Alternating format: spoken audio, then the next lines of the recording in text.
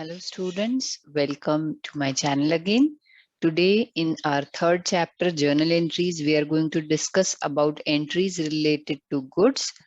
And before this, we have already discussed two more topics. If you have not watched those videos, you should see those videos because in every video, something different is there for you.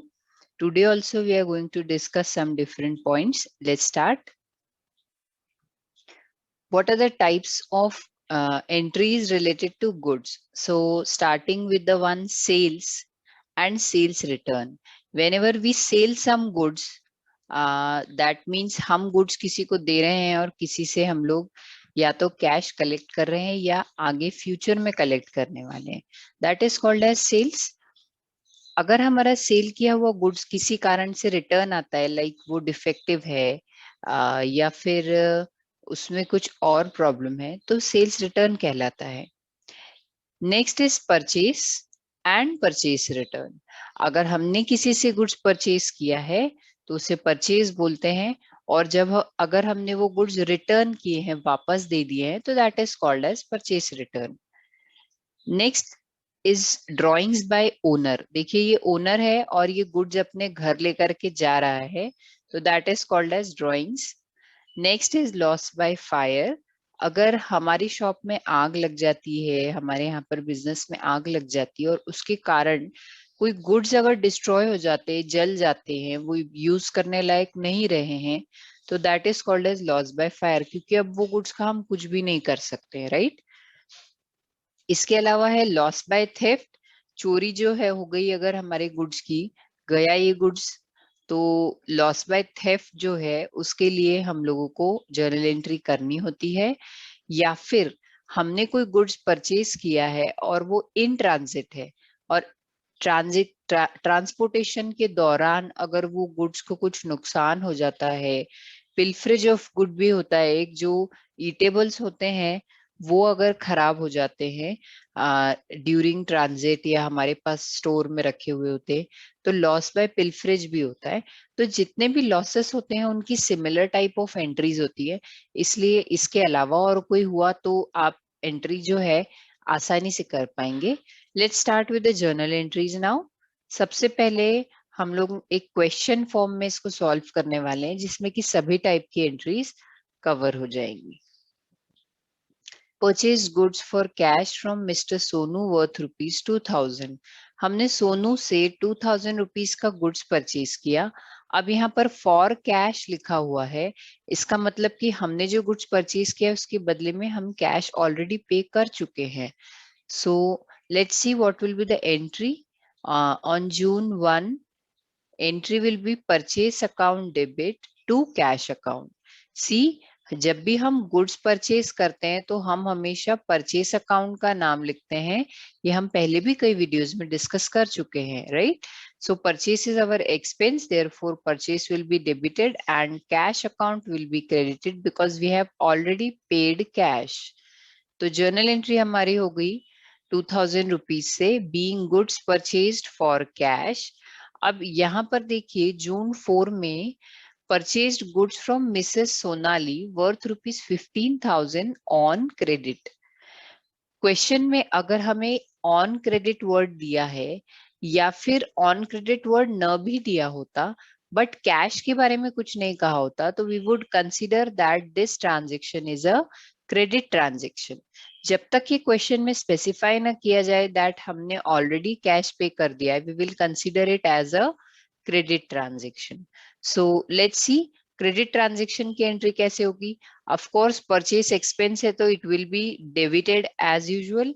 तो 4 जून को purchase account को हम debit कर देंगे, और Sonali she becomes our creditors because we have to pay to the Sonali. तो हम सोनाली को अब ओ करते हैं amount. So Sonali will be our creditor, so हमने उसको क्रेडिट कर दिया. अमाउंट हमारा है 15,000 rupees. This will be the narration. Next आ जाएंगे June 5, return goods worth ₹1000 to Sonali. अब जब हमने गुड्स परचेज किया था तो परचेज को हमने डेबिट किया था, तो अब हम उस गुड्स को रिटर्न कर रहे हैं तो हमें क्रेडिट किसे करना होगा, तो हम परचेस रिटर्न अकाउंट को क्रेडिट करेंगे। और डेबिट किसको करेंगे, हमने जब गुड्स परचेज किया था तो सोनाली को क्रेडिट किया था, तो अब हम सोनाली को गुड्स रिटर्न कर रहे हैं तो she will be the receiver of goods, तो हम सोनाली को ही डेबिट करेंगे। तो जर्नल एंट्री हमारी हो जाएगी Sonali's account debit to purchase return और return outward account. Purchase return को ही रिटर्न आउटवर्ड भी कहा जाता है। 1000 is the amount being goods return to Sonali. Next आ जाते हैं हम जून 8 को, sold goods worth ₹5000 for cash to mister Govind. अभी देखो यहाँ पर कैश लिखा हुआ है, हमने कैश रिसीव कर लिया है और सेल्स किया है, तो दो अकाउंट हमारे इफेक्ट में आ रहे हैं, cash account and sales account. So cash is coming in the business, therefore cash account debit, and sales is our income, therefore sales will be credited. So the entry is cash account debit to sales account, amount is 5000 being goods sold for cash. जून 12 के लिए हम देख लेते हैं, यहाँ पर हमने credit पर गुड्स सेल किया, देखो यहाँ पर लिखा नहीं on credit, sold goods to mister Govind for ₹30,000. It's not mentioned that the transaction is for cash or for credit. Then if Mr. Govind is written, then by default it will be considered as a credit transaction. If no name was given, like question ऐसा होता sold goods for ₹30,000, then we would consider it as a cash transaction, क्योंकि किसी person का नाम नहीं लिखा हो तो हम कंसीडर करते हैं कि वो कैश ट्रांजेक्शन है। तो देखिए इसकी जर्नल एंट्री कैसे होगी, मिस्टर गोविंद हमारे डेटर बन जाएंगे, mister Govind account debit to sales account, amount है 30,000 और नरेशन आ जाएगी being sold goods to mister Govind on credit. Next आ जाते हैं इसके बाद जून 13 पर, Govind returned goods worth ₹8,000 out of goods of 30,000 purchased by him. तो गोविंद ने हमें 8,000 का गुड्स रिटर्न कर दिया, तो परचेज का जब रिटर्न हुआ तो उसको हमने परचेज रिटर्न कहा। अब सेल्स अगर रिटर्न हुआ तो उसको हम सेल्स रिटर्न कहेंगे। It's very simple. तो देखिए सेल्स हमारी जब हुई थी तो हमने क्रेडिट किया था, अब ये सेल किया हुआ गुड्स जब हमारे पास वापस आ रहा है तो हम उसको सेल्स रिटर्न कह के डेबिट करेंगे। इसी सेल्स रिटर्न को रिटर्न इनवर्ड भी कहा जाता है, because goods are coming back to the business. तो सेल्स रिटर्न और sales inward account debit to mister Govind account, क्योंकि मिस्टर गोविंद हमें इतना गुड्स रिटर्न कर रहे हैं, कितना ₹8,000 का। ठीक है, तो ऐसे में जब आप देखना चाहेंगे कि मिस्टर गोविंद से अब हमें कितना पैसा लेना है, तो यहाँ पर मिस्टर गोविंद डेबिट हुए हैं 30,000 से, यहाँ पर क्रेडिट हुए हैं 8,000 से। तो जब आप माइनस करेंगे तो आपको पता लगेगा कि हमें तो मिस्टर गोविंद से 22,000 रुपीज ही लेना बाकी है। ओके, तो इसलिए मिस्टर गोविंद को यहाँ डेबिट किया था, तो ऑपोजिट में सेल्स रिटर्न की एंट्री में क्रेडिट कराए। नेक्स्ट आएंगे इसके बाद जून 18, withdrew goods worth ₹500 for personal use. अभी देखिए हम लोगों ने कैश के बारे में डिस्कस किया था लास्ट वीडियो में कि अगर कैश विड्रॉ किया जाएगा तो क्या करते हैं हम लोग, कैश विड्रॉ किया जाएगा तो उसको ड्राइंग्स हम लोग कंसीडर करते हैं। इसी तरीके से गुड्स विड्रॉ हुआ तो वो भी ड्राइंग्स ही कहलाएगा। तो उसके लिए जर्नल एंट्री हम कैसे करेंगे, देखिए कुछ पेयर है हम लोगों के पास, जैसे कि अगर सी फॉर कैपिटल क्रेडिट होता है तो डी फॉर ड्राइंग डेबिट होगा, राइट। सी फॉर क्रेडिटर अगर क्रेडिट होता है तो डी फॉर डेटर्स जो है वो डेबिट होता है। तो यहाँ पर डी फॉर ड्राइंग्स जो है वो हमेशा डेबिट होता है, तो हम ड्राइंग्स अकाउंट को डेबिट करते हैं।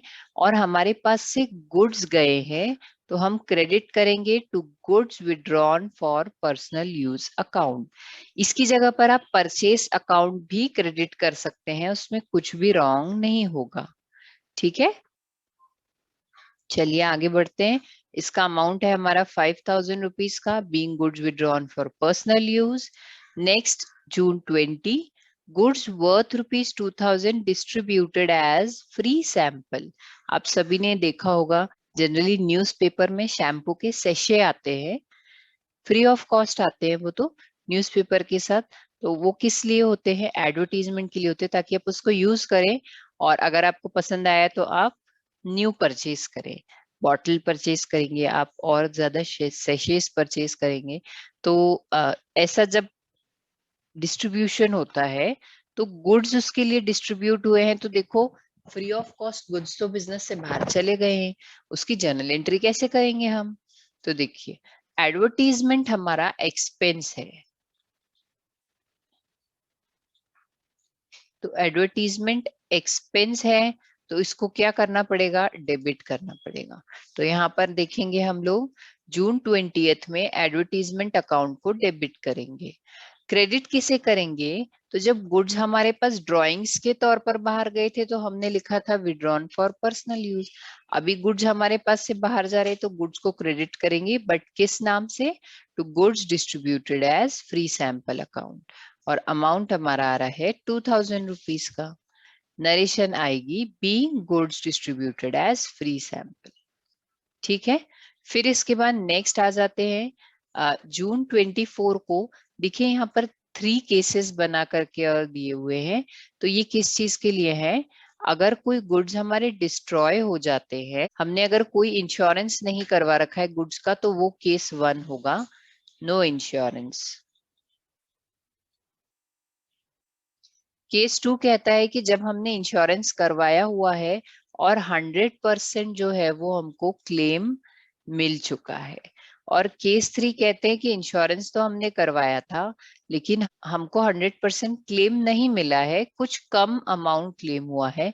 Like out of 8,000 only 5,000 rupees is considered accepted as claim. तो ये तीनों सिचुएशन में क्या होने वाला है, कैसे हम लोग जर्नल एंट्री करेंगे, वो यहाँ पर देखेंगे। स्टार्ट करते हैं जून 24 से।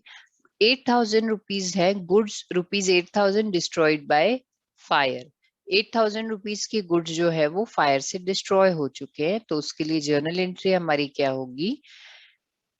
लॉस हुआ है तो लॉस बाय फायर अकाउंट हम डेबिट करेंगे, और गुड्स हमारे पास से गए हैं तो to goods lost by fire account को क्रेडिट करेंगे। अभी इसमें प्रॉब्लम बच्चों को ये आता है कि लॉस बाय फायर डेबिट किया है, तो यहाँ पर goods lost by fire credit क्यों किया है?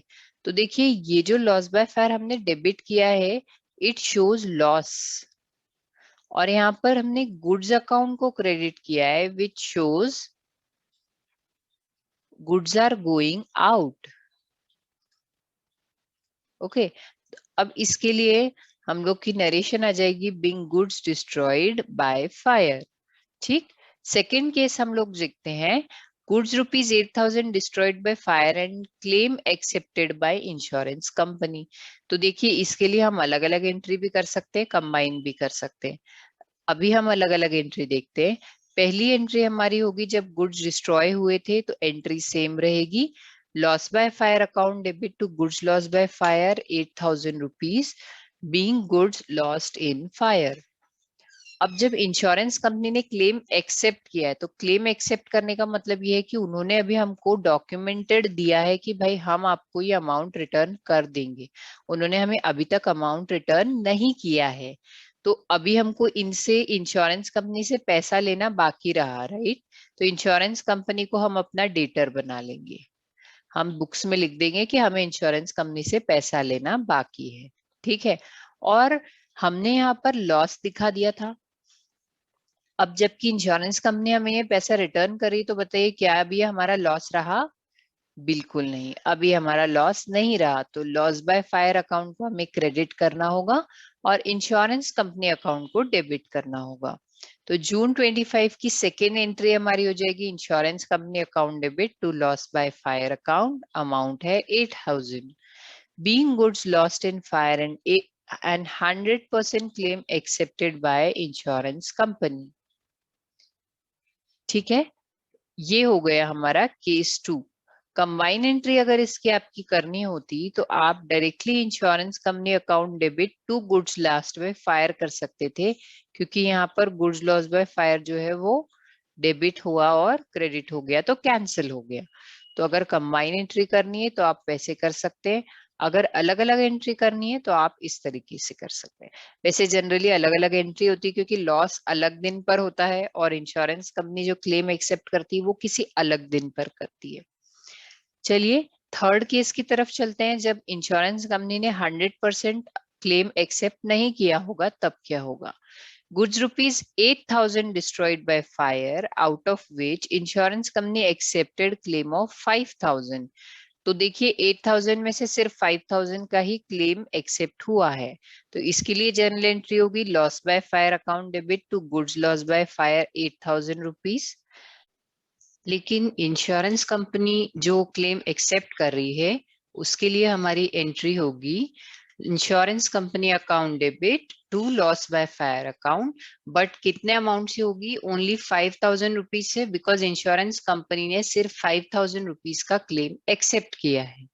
तो इसके लिए नरेशन आ जाएगी being insurance company accepted claim, और insurance company accepted part claim करके लिख सकते हो आप। इसके अलावा हम इसकी कंबाइन एंट्री भी कर सकते हैं, तो अगर कंबाइन एंट्री कर रहे हैं तो वो कैसे होगी, जून 24 को loss by fire account debit insurance company account debit to goods lost by fire account. 3,000 rupees का हमें लॉस हुआ है बिकॉज 5,000 रुपीज तो इंश्योरेंस कंपनी हमें रिटर्न करने वाली है, रिटर्न इन द सेंस हमें क्लेम मिलने वाला है 5,000 रुपीज का, and goods lost by fire total 8,000 rupees हमारा गुड्स जो है बिजनेस से बाहर गया है। Being lost in fire and partial claim accepted by insurance company. ठीक है, नेक्स्ट आ जाते हैं हम लोग जून 28 को goods lost by theft rupees 2,000। तो अब यहाँ पर देखिए यहाँ भी लॉस हुआ है, तो जो लॉस होता है उसको हम हमेशा डेबिट करते हैं, और इसके अलावा गुड्स हमारे बिजनेस से बाहर गए हैं इसलिए हम गुड्स को क्रेडिट करेंगे। जर्नल एंट्री इसकी होगी जून 28 को loss by theft account debit to goods lost by theft account, amount है 2,000 and 2,000, being goods lost by theft. इसी तरह से लॉस इन पिल्फरेज भी होता है, जो ईटेबल्स होते हैं वो गोडाउन में रखे हुए या ड्यूरिंग ट्रांजिट जो है खराब हो जाते हैं या एक टाइम पीरियड के बाद खराब हो जाते हैं। जैसे कि आपने न्यूज में कई बार देखा होगा कि बहुत सारी फसल जो है वो लॉकडाउन के कारण खराब हो गई क्योंकि ट्रांसपोर्ट नहीं हो पाया, लोगों तक पहुंच नहीं पाया, तो वो सब फेंकना पड़ा, राइट। तो लॉस बाय पिल्फरेज जो होता है उसके लिए भी हम लोग सेम एंट्री करेंगे, loss by pilferage account debit to goods lost by pilferage. अगर उसका भी इंश्योरेंस करवा रखा होगा और हमें कोई इंश्योरेंस क्लेम मिलता है तो उसके लिए भी हम इसी तरह से एंट्री करेंगे जैसे हमने लॉस बाय फायर के केस में देखा है। तो एंट्री सेम होगी, सिर्फ यहाँ पर लॉसेस के रीजन चेंज हो जाएंगे और क्लेम के रीजन चेंज हो जाएंगे। ग्रैंड टोटल यहाँ पर हम देख लेते हैं, ग्रैंड टोटल हमारी हुई है 78,000। इस ग्रैंड टोटल में मैंने केस 1, केस 2, केस 3 के अमाउंट रिपीटेडली ऐड नहीं किए हैं, ये 8,000 सिर्फ एक ही बार ऐड किया है तीनों केसेस का मिला करके, तो इसलिए अमाउंट जो है ग्रैंड टोटल हमारी 78,000 रुपीज आ रही है। ओके, आई होप आप लोगों को ये वीडियो समझ में आया है, सारे एंट्रीज समझ में आए हैं। आप और क्या नया एक्सपेक्ट कर रहे हैं या क्या डिटेल्स एक्सपेक्ट कर रहे हैं वो जरूर कमेंट सेक्शन में लिखें, कोई डाउट्स है तो जरूर पूछें। मेरे वीडियोस आप लोगों को अगर पसंद आ रहे हैं तो लाइक, शेयर और सब्सक्राइब जरूर करें, end of course share with your friends, sharing is caring, उन लोगों को भी हेल्प होगी। And press the bell icon so that you can get the notification as soon as I post my videos। अगले video में हम लोग कुछ बुक से के रिलेटेड क्वेश्चन सॉल्व करने वाले हैं और उसमें जो भी न्यू पॉइंट्स आएंगे वो सब हम कवर करने वाले हैं। तब तक के लिए आप लोग प्रैक्टिस करते रहें बिकॉज अकाउंट्स में practice is most important. Thank you very much.